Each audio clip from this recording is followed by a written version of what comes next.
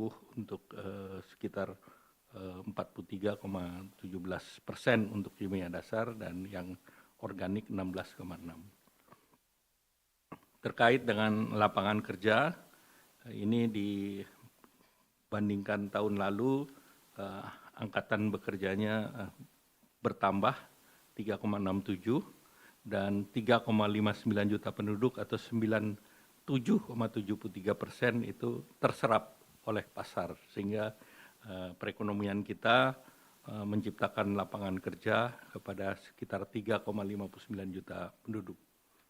Nah, kemudian di sektor pariwisata ini terlihat bahwa jumlah wisatawan luar negeri dan dalam negeri itu terjadi peningkatan, terutama wisatawan mancanegara itu mencapai 140.000 orang dan per bulannya, dan wisata Nusantara 100.000. Jadi ini menunjukkan bahwa apa yang dilakukan oleh pemerintah ini mendorong tumbuhnya wisatawan Nusantara secara year on year itu 23,32%. Kemudian ini juga mendorong sisi transportasi dengan berbagai program yang dibuat pemerintah, termasuk terkait dengan diskon-diskon pesawat maupun diskon tol dan yang lain, jalan tol. Itu angkutan rel tumbuh 9,17%, kemudian angkutan laut juga tumbuh 16,79%. Nah, kalau kita lihat denyut ekonomi dari sektor perbankan, kita lihat pertumbuhan dana pihak ketiga mendekati 7%, 6,96 di bulan Juni, dan kredit 7,77. Kalau lihat dari perbankan ini sangat sehat, jauh di atas KAR yang ditetapkan yaitu 25,43. Kemudian likuiditas juga relatif terjaga. Nah, ke depan beberapa hal yang didorong oleh pemerintah, yaitu pertama akselerasi dari makan bergizi gratis MBG. Ini realisasinya sudah relatif baik, nanti Pak Kepala Badan Gizi akan memperjelas. Kemudian bansos di triwulan ketiga ini sebagian ada carry over dari triwulan kedua, dan sebagian daripada bantuan subsidi upah ini sudah berjalan di bulan Juli. Demikian pula pada program padat karya di Kementerian Pekerjaan Umum dan Kementerian Perhubungan. Nah, kemudian pemerintah juga mendorong beberapa kegiatan terkait dengan investasi, yaitu dengan mendorong deregulasi, meningkatkan kapasitas SDM dan insentif fiskal, baik itu tax holiday, tax allowance, super deduction, dan koordinasi antar kementerian lembaga. Pemerintah juga terus melanjutkan program FLPP dan juga kredit program perumahan, KUR perumahan, untuk mendorong UMKM, di mana ini disiapkan untuk 450.000 perumahan. Regulasinya sudah disiapkan dan 350 FLPP.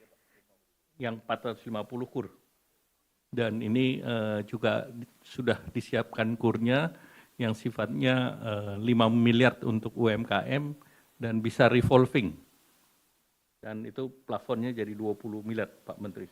Ya, Ibu sudah setuju, jadi hari ini sudah jalan. Ya. Kemudian juga terkait dengan PPN DTP untuk sektor properti, 100% sampai dengan 2 miliar sampai bulan Desember. Kemudian selanjutnya kebijakan menjaga ketahanan sektor eksternal. Ini kita dorong devisa hasil ekspor, kemarin compliance 80%, dan ini setiap 3 bulan kita evaluasi, dan tentu ini kita akan dorong. Kemudian deregulasi kebijakan impor oleh Menteri Perdagangan. Kemudian peningkatan fasilitas perdagangan termasuk local currency transaction, saat sekarang sudah sekitar 9,4 miliar atau 50% lebih dari total LCT di tahun 2024. Jadi local transaksi sudah berjalan. Kemudian dari berbagai kerjasama bilateral maupun multilateral terus didorong, baik itu OECD, BRICS, FTA, EU SEPA yang diharapkan bisa diselesaikan legal dokumennya di tahun ini. Kemudian industri padat karya terus didorong, ya sektornya adalah makanan minuman, tekstil, pakaian jadi, kulit, furniture. Untuk pasar Eropa seluruhnya biaya masuknya nol. Jadi dengan EU SEPA ini seluruhnya nol. Kemudian dengan Amerika juga dengan tarif 19%, ini menyelamatkan tenaga kerja yang di sektor ini yang secara total ada 12,2 juta.